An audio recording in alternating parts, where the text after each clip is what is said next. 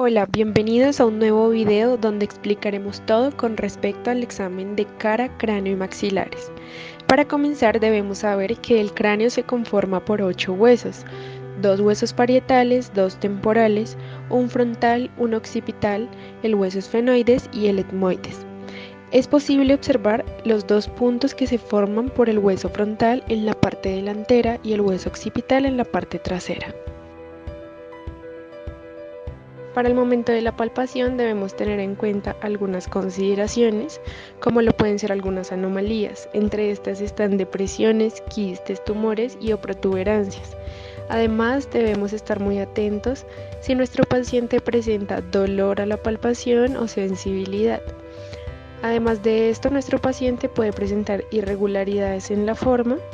Debemos estar atentos al cuero cabelludo, al tipo de cabello, si tiene injertos de pelo o si ha tenido algún trauma que le haya provocado alguna deformidad. Algunas de las consideraciones a tener en cuenta en el examen de cabello deben ser la cantidad de cabello, el color, la textura y la distribución. ¿Por qué es tan importante? Es muy importante fijarnos en estos detalles, dado que alguna irregularidad en alguno de estos componentes nos puede indicar que nuestro paciente puede estar padeciendo de alguna patología.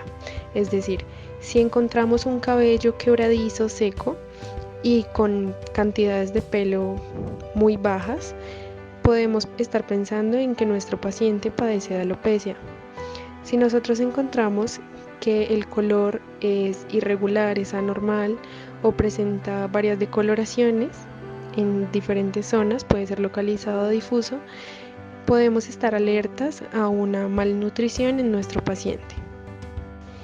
En el examen de cuero cabelludo debemos ser un poco más meticulosos, dado que podemos encontrar varias cosas escondidas debajo del pelo, como pueden ser úlceras cutáneas, heridas infectadas, lipomas, cicatrices y hasta hematomas provocados por trauma o por algún problema en la circulación de nuestro paciente.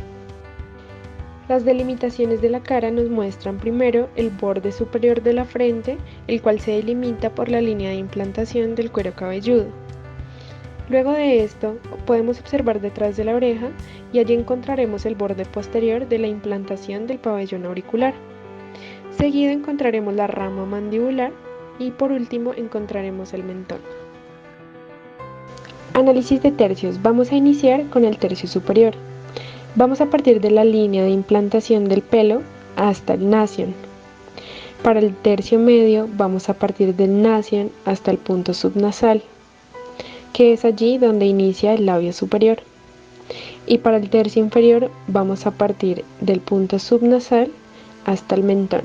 Para la observación y el análisis del rostro de nuestro paciente, debemos ayudarnos de nuestras manos ubicándonos frente a nuestro paciente. Vamos a tomarlo de los lados, cosa que nos permita la fácil movilidad de la cabeza de nuestro paciente.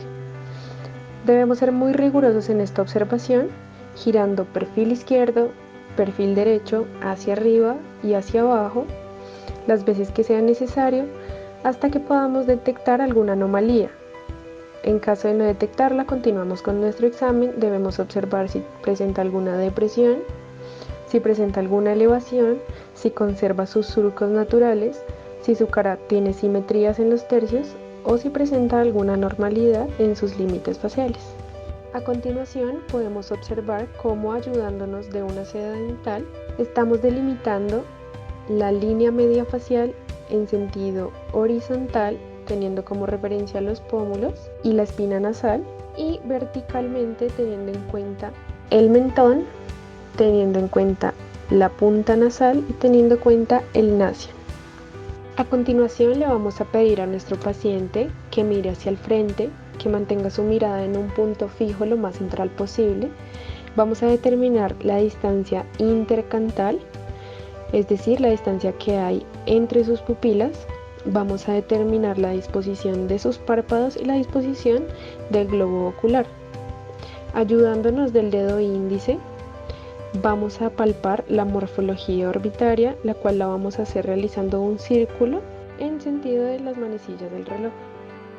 Para determinar el índice craneal, debemos tener en cuenta la medida que relaciona la longitud craneal con el ancho craneal de esta manera.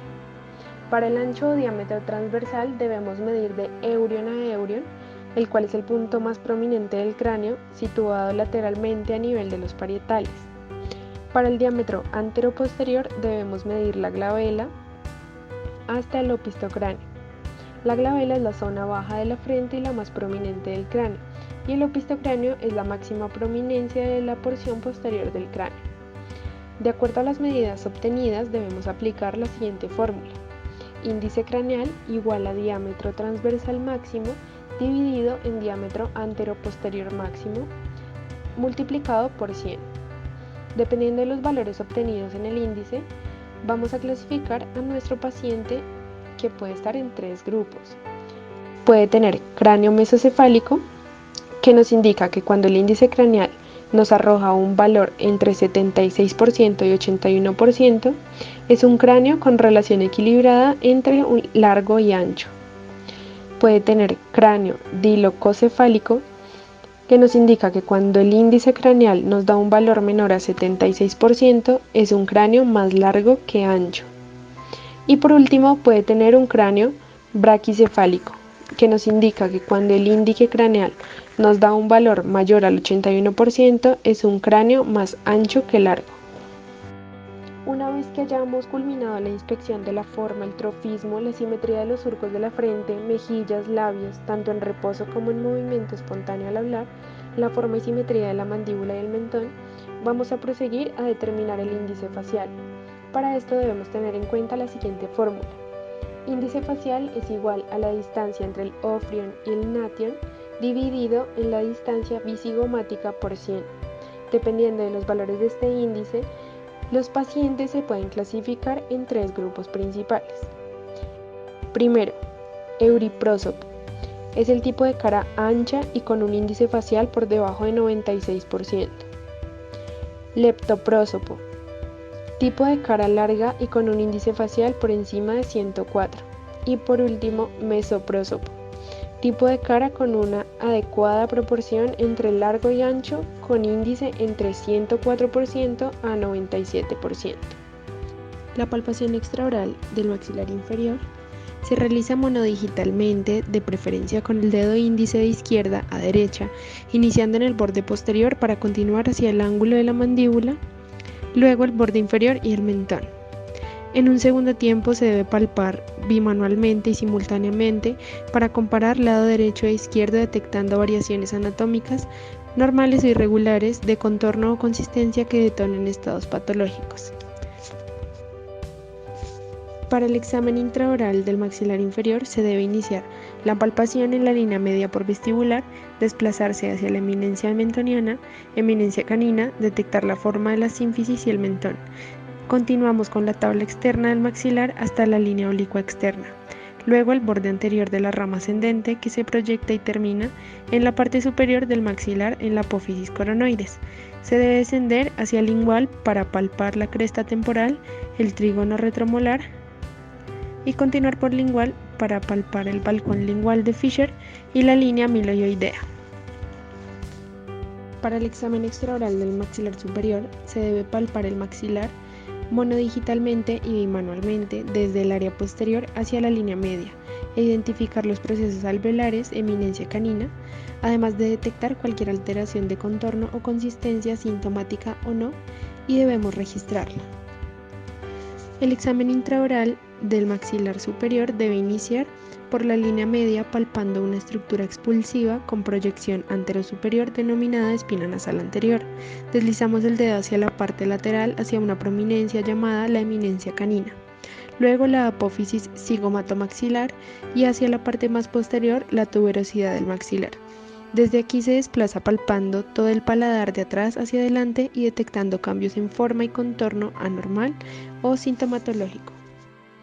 Por último y no menos importante, debemos tener en cuenta que para el examen físico de la ATM debemos hacer palpación del músculo massetero, pterigomedial, pterigolateral y temporal, seguido de la inspección de glándulas salivares, senos paranasales y fosas nasales. Y por último, debemos recordar que como operadores estamos expuestos a un gran riesgo Por esto debemos tener siempre guantes quirúrgicos que impidan la filtración de líquidos, bata antifluidos que nos cubra de los hombros a las rodillas, careta, gorro, tapabocas N95 cubierto por otro tapabocas desechable y gafas de protección bajo nuestro visor.